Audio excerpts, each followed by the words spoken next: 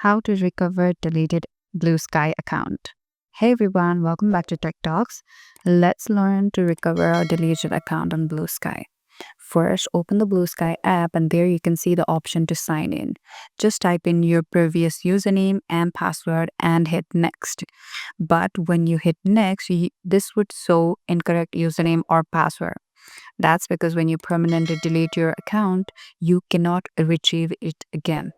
However, you can create a new account using the same details that you exactly posted, but the data that you had already posted on BlueSky will not be there.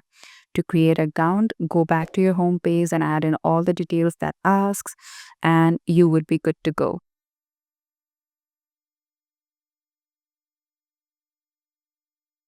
That's it for the video. If you like this video, don't forget to give this video a big thumbs up and subscribe to our channel for more similar tech content.